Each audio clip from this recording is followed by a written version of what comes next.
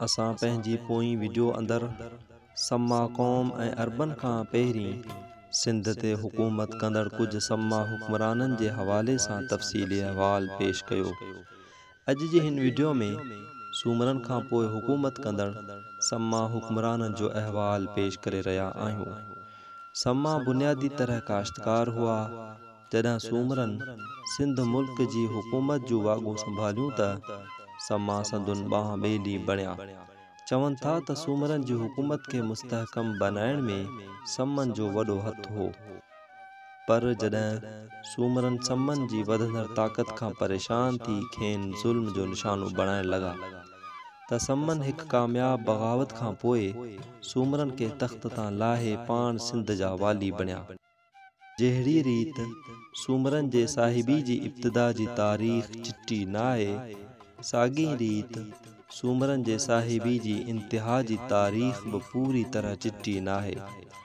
पर अक्सर तारीख़दान हमीर सूमरे खे सूमरनि जो आख़िरी हाकिम ऐं ॼाम उन्नड़ खे सम्मन जो पहिरियों हुक्मरान सम्झनि था। सूमरनि जे आख़िरी हाकिम हमीर मुतालिक़ तारीख़ में अलॻि अलॻि राया मिलनि था। मीर मासूम हिन जो नालो अरमेल लिखियो आहे। संदुसि ख़्याल में अरमेल ज़ालिम हुक्मरान हो। उन करे सुबुह जो सवेर संदुसि घर में कुझु माण्हू दाख़िल थिया ऐं खेसि क़तल करे छॾियाऊं।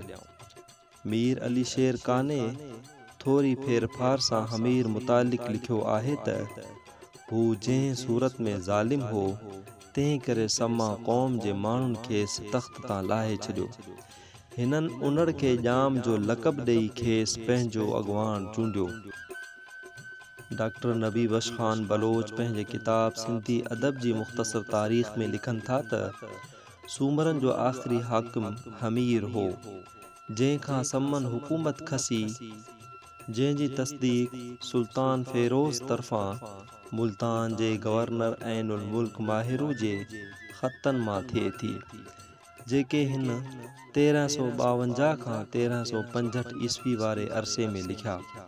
हू लिखे थो त हिन सूमरे हाकुम हमीर पुट दोदे जी हुकूमत जो सल्लो सुकी रहियो आहे।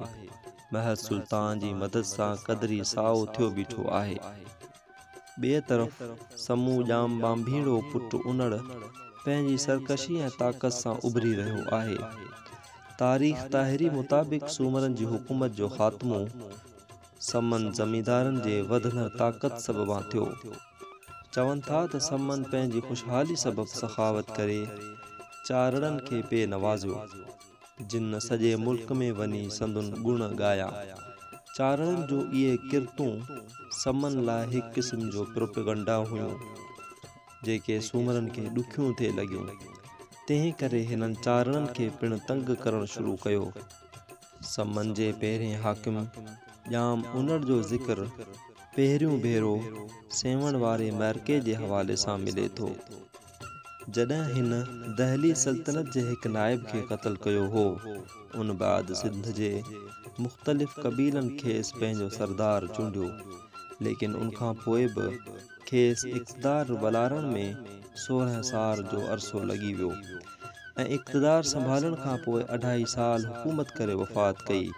खांइसि पोइ संदुसि पुट ॼाम सदरुद्दीन बाबीनू सिंध जो इक़्तिदार संभालियो ऐं संदुसि चाचो ॼाम अलाउद्दीन जूणो पिणु इक़्तिदार में भाईवार बणियो।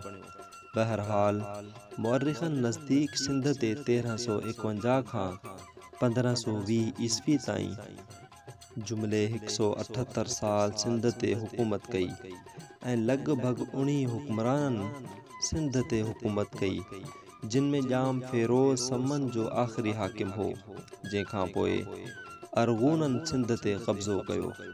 सम्मा हुक्मराननि मंझां ॼाम उन्नड़, ॼाम तमाची, ॼाम निज़ामुद्दीन मशहूर हुक्मरान थी गुज़रिया। मुअर्रिख़ लिखनि था त सम्मन जी हुकूमत जो दौरु सिंध जो हिकु सुनहरी दौरु हो। सूमरनि जी निस्बत सम्मन वधीक मुनज़्ज़म ऐं मुस्तहकम हुक्मरानी कई। सम्मन जी हुकूमत जो पहिरियों गादी जो हंधि सामोई शहर हो। उनखां पोइ ठट्टो हिन घराणे जे हाकिमनि जी हुकूमत जो मरकज़ी शहर बणियो। सिंध मुल्क खे मुख़्तलिफ़ परगि॒णनि में विरहायो वियो ऐं उन्हनि खे तख़्त नशीन बादशाह जे असर हेठि हुक्मरान ऐं आला अमलदार मुक़ररु कया विया। शाही ख़ानदान खां सवाइ ॿियनि बि मुखिया ख़ानदाननि जे फ़र्दनि तोड़े अहल ऐं क़ाबिल शख़्सनि खे हुकूमती उहिदनि ते फ़ाइज़ कयो वियो, जिन में ख़ासि तौरु ॼाम सारंग, दिलशाद वज़ीर ऐं दौल दरिया ख़ान जा नाला क़ाबिल ज़िक्र आहिनि। अदल ऐं इंसाफ़ लाइ कोर्टूं, थाणा ऐं सरहदी निगहबानी लाइ चौकियूं क़ाइमु कयूं वियूं। कंहिं बि वक़्तु अंदरूनी बग़ावत या ॿाहिरिएं हमले खे मुंहुं ॾियण जे लाइ वॾो लश्कर ऐं मुनज़्ज़म सिपाह मुक़ररु कयो वियो। इक़्तिसादी माशी तोड़े समाजी तरक़ी लाइ बैरूनी वापार खे तरक़ी वठाई वई ऐं बंदरगाह मज़बूत ऐं सामूंडी ॿेड़नि जी घणाई वग़ैरह हिन दौर जी बहितरीन इंतज़ाम कारी जो सबूत ॾियनि था।